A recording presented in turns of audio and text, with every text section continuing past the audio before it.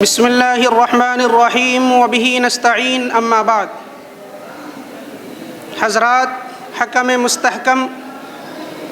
اور معزز علماء کرام، آج میرا عنوان الہادی فتنے عقائد و نظریات ہے، جو دراصل موجودہ دور کے علماء حق کے لیے بڑا چیلنج ہے۔ مغرب سے درآمد شخصیات نت نئے فتنے ایجاد کر رہے ہیں، اور ان فتنوں کے لامتناہی سلسلے میں انسان اور خاص طور سے مسلمان اس طرح گھرا ہوا ہے کہ وہ یہ نہیں سمجھ پا رہا ہے یہ اسلام سوز فتنہ ہے یا ایمان سوز فتنہ ہے، اس سے ہم دین سے خارج ہوتے ہیں یا اسلام سے خارج ہوتے ہیں، اس سے ہمارے عقائد پر کیا اثر پڑتا ہے، ہمارے ایمانیات پر کیا اثر پڑتا ہے۔ حضرات، فتنوں کے ان لامتناہی سلسلوں میں سب سے خطرناک فتنہ ایمان سوز فتنہ ہے۔ علماء نے اور ان ایمان سوز فتنوں میں سب سے خطرناک فتنہ الحاد کا ہے۔ علماء نے اس کی ڈیفینیشن کی ہے المیل عما یجب اعتقادہ وعملہ، کہ ہر وہ چیز جس پر عقیدہ رکھنا، جس پر عمل کرنا ضروری ہے، اس سے ادھر جھکے تو الحاد، ادھر جھکے تو الحاد۔ حضرات، فتنوں کے اس دور میں جب ہم گفتگو کرتے ہیں تو ہمارے سامنے سب سے پہلا اور سب سے خطرناک فتنہ منکرین حدیث کا آتا ہے، کہ وہ شخص آتا ہے اور ان کے ماننے والے آتے ہیں، وہ حجیت حدیث کا انکار کرتے ہیں، وہ کہتے ہیں ہمارے لیے صرف قرآن کافی ہے، قرآن میں جو حکم ہمارے لیے ہے ہم اس پر عمل کریں گے، اس کے علاوہ کسی حکم کی ضرورت نہیں۔ اسی کا دوسرا لبادہ اوڑھ کر انجینئر علی مرزا آتا ہے، اور وہ یوٹیوب کے ذریعے کالج کے اور سائنس کے طلباء کو متاثر کرتا ہے۔ وہ شخص اپنی زبان کو دراز کرتا ہے، صحابہ کرام رضوان اللہ علیہم اجمعین کو سب و شتم کا نشانہ بناتا ہے، اور ان بنیادی عقائد پر اپنی زبان کھولتا ہے جس پر اجماع امت رہا ہے۔ 1400 صدی سے لے کر آج تک علماء اس پر متفق رہے ہیں۔ اور تیسرا فتنہ ہمارے سامنے جو آتا ہے، ان کے باطل عقائد و نظریات کو جب ہم دیکھتے ہیں اور اس تصور سے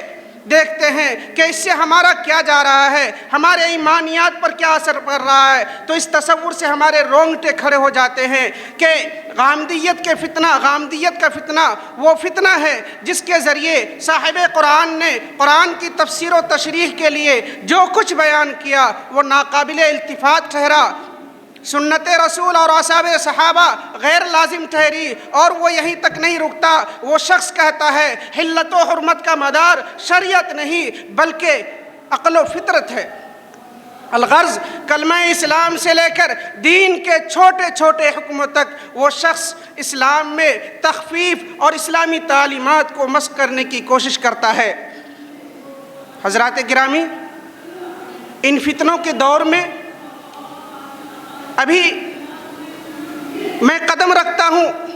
حیرت و استعجاب کہ اس وادی میں بھٹکتا رہتا ہوں کہ قرآن کریم کی ایک آیت آتی ہے اور وہ مجھے سہارا دیتی ہے، جاء الحق وزهق الباطل ان الباطل كان زهوقا۔ حضرت حذیفہ ابن یمان رضی اللہ تعالیٰ عنہ کا ایک جملہ گردش کرنے لگتا ہے کہ ان بے وقوفوں کی وجہ سے میں نبی کریم صلی اللہ علیہ وسلم کی سنت کو تار کر دوں۔ میرے سامنے تاریخ وہ واقعات پیش کرتے ہیں کہ گھبراؤ نہیں،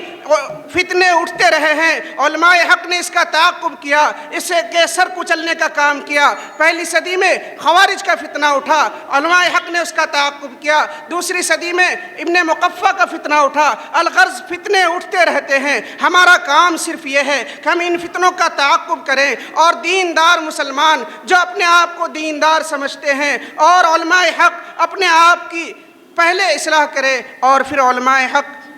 مسلم نوجوانوں کی، خاص طور سے سائنس اور ملحدین سے متاثر نوجوانوں کی اصلاح کی فکر کرے۔ علامہ اقبال نے کیا ہی خوب کہا ہے،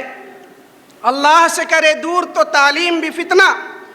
املاک بھی اولاد بھی جاگیر بھی فتنہ، ناحق کے لیے اٹھے تو شمشیر بھی فتنہ، شمشیر ہی کیا نعرے تکبیر بھی فتنہ، وما علینا الا البلاغ۔